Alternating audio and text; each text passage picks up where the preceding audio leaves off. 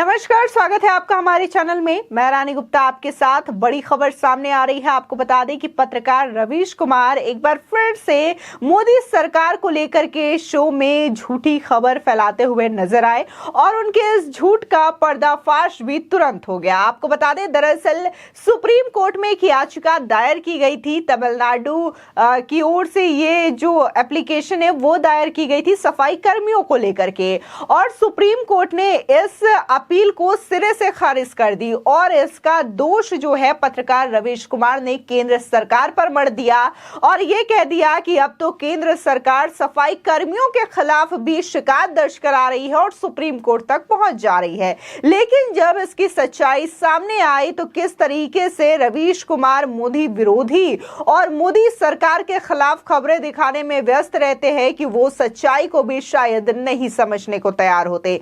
दरअसल जब इसको लेकर के चीजें तलाशी गई तो यह पता चलता है कि तमिलनाडु की डीएमके सरकार सफाई कर्मियों के खिलाफ सुप्रीम कोर्ट पर उन्होंने याचिका दायर की थी और सुप्रीम कोर्ट ने इस याचिका को सिरे से खारिज कर दिया। आपको बता दें, केंद्र की बीजेपी सरकार के विरोध में एनडीटीवी के पत्रकार रवीश कुमार इतने आगे निकल चुके हैं कि वे मोदी सरकार को घेरने के लिए लोगों को झूठी खबरें भी दिखाने लग गए हैं। बता दें, रवीश कुमार ने 9 नवंबर 2022 के अपने प्राइम टाइम शो में कुछ ऐसा ही किया है। रवीश कुमार अपने शो में एक सफाई कर्मचारी के मामले को उठाते हुए केंद्र सरकार पर खूब जोरदार तरीके से बरसते हुए नजर आते हैं। वे कहते हैं कि भारत के मुख्य न्यायाधीश के तौर पर जस्टिस डीवाई चंद्रचूड़ ने आज से अपना कार्यभार संभाल लिया। केंद्र सरकार एक सफाई कर्मचारी के खिलाफ अपील लेकर कोर्ट में आ गई। मुख्य न्यायाधीश ने केंद्र को ही फटकार लगा दी और कहा कि ये क्या हो रहा है। केंद्र सरकार एक सफाई कर्मी के खिलाफ अपील में यहां तक आ गई है। इतनी शक्तिशाली सरकार और एक सफाई कर्मी के खिलाफ यहां तक आना किस तरीके की बात है। सॉरी, डिसमिस, अपील खारिज हो गई। रवीश कुमार आगे ये भी कहते हैं कि यह फैसला कहीं से सामान्य नहीं है।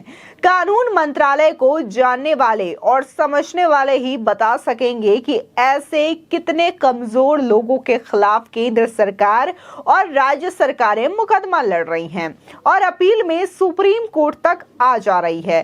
तब जाकर के पता चलेगा कि इस फैसले का कितना महत्व और इसका कितना दूरगामी परिणाम है। रवीश कुमार के प्राइम टाइम के इस शो का वीडियो यूट्यूब पर भी अवेलेबल है। बता दें कि एनडीटीवी के हैंडल से इस शो के वीडियो को यूट्यूब पर अपलोड किया गया है।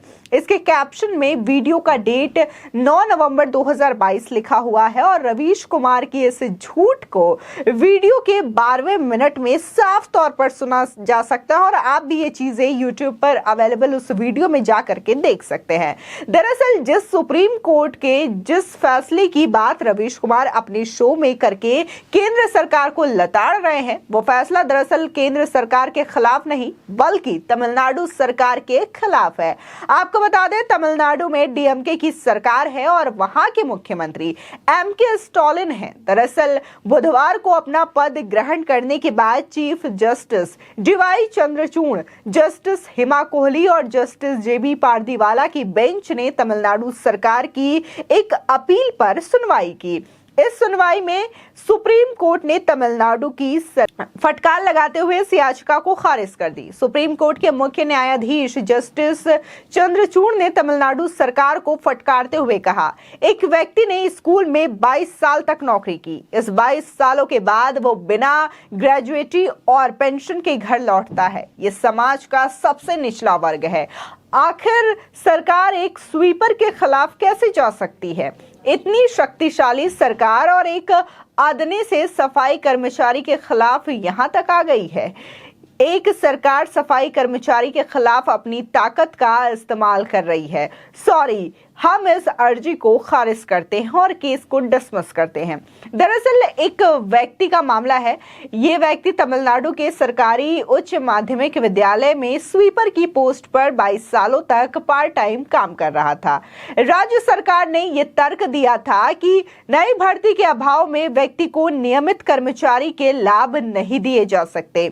यानी कि ये जो व्यक्ति है वो पार्ट टाइम वहां पर काम कर रहा था और ऐसे में ये राज्य सरकार की ओर से कहा गया कि हम वो सुविधा इसको नहीं दे सकते जो पूर्ण टाइम काम करता हुआ व्यक्ति को मिलता है। और इस मामले में मद्रास हाई कोर्ट ने सफाई कर्मचारी के पक्ष में फैसला सुनाया था। इसके बाद तमिलनाडु सरकार ने इसे सुप्रीम कोर्ट में चुनौती दे दी थी।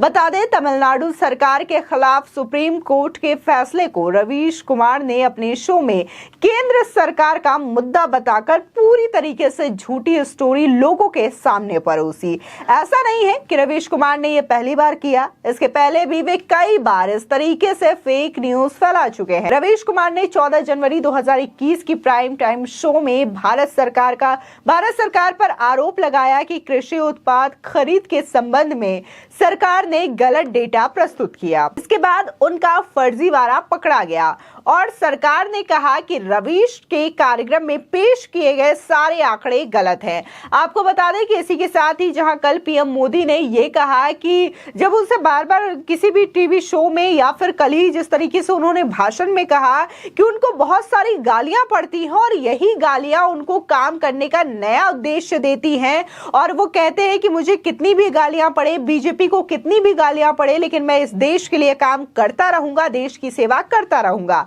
इस वीडियो को लेकर भी रवीश कुमार ने पीएम पर तंज कसा और ये कहा कि पीएम मोदी तो गालियां जो उनको देते हैं उनके खिलाफ सीबीआई की कार्रवाई करवाने लगते हैं, उनके पीछे सीबीआई पड़ जाती है। लेकिन आज के दौर पर ट्विटर पर खुलेआम लोग किस तरीके से पीएम मोदी को लेकर के, बीजेपी पार्टी को लेकर के इस तरीके की बातें करते हैं, ये शायद रवीश कुमार देखना भूल गए हैं। हालांकि किस तरीके से उनका कांग्रेस प्रेम है और किस तरीके से बीजेपी को लेकर के, केंद्र सरकार को लेकर के वो खबर दिखाते हैं, ये साफ तौर पर देखा जा सकता है। आपको बता दें कि जहां रवीश कुमार को एक अच्छा पत्रकार के तौर पर माना जाता रहा है, लेकिन जिस तरीके से वो अब पक्षपात की खबरें दिखाते हैं और जहां अभी ताजा मुद्दा है जो तमिलनाडु की डीएमके सरकार के द्वारा ये अपील दायर की गई थी सुप्रीम कोर्ट में सफाई कर्मियों को लेकर के, और उन्होंने शायद लोगों की बात को देखते हुए या फिर न जाने उनका क्या डाटा था या फिर क्या रिसर्च थे, इसके आधार पर उन्होंने इसका दोष सीधे तौर पर केंद्र सरकार पर मढ़ दिया। हालांकि इसको लेकर के समय समय पर भी कहा जाता रहा है कि रवीश कुमार हमेशा से ही कांग्रेस से जुड़ी खबरें दिखाते हैं या फिर कांग्रेस के फेवर में खबरें ज्यादा चलाते हैं, पक्षपात का उन पे आरोप लगता रहा है। लेकिन जिस तरीके से इस प्राइम टाइम शो में उन्होंने किया, तो इससे ये बात साफ तौर पर जाहिर हो जाती है कि कहां ये मामला डीएमके सरकार के द्वारा किया गया था, तमिलनाडु के मुख्यमंत्री के द्वारा यह अपील दायर की गई थी, और कहां उन्होंने सीधे तौर पर इसका ठीकरा केंद्र की मोदी सरकार पर फोड़ दिया। ये इस पे साफ तौर पर दिखाई देता है कि किस तरीके से रवीश कुमार इस तरीके से पक्षपात करते हुए नजर आते हैं। फिलहाल कई लोगों का ये कहना है, आए दिन कई ऐसे वीडियोस आते हैं, कई ऐसे ट्वीट्स आते हैं जिसमें देखा जा सकता है कि रवीश कुमार को साफ साफ लोग घेरते हुए नजर आते हैं और कहते हैं कि हमेशा से ही ये कांग्रेस का फेवर लेते हुए दिखाई देते हैं। कांग्रेस की ओर से कितने भी घोटाले किए जाए या फिर राहुल गांधी को लेकर के या फिर कांग्रेस के खिलाफ ये खबरें नहीं दिखाते। ऐसे में ये बड़ी चीजें हमेशा से ही रवीश कुमार को लेकर के लोग कहते हुए नजर आए हैं। फिलहाल आपकी इस खबर पर क्या राय है, हमारे कमेंट सेक्शन में जरूर बताएं। आगे की और भी अपडेट के लिए चैनल को सब्सक्राइब करना ना भूलें।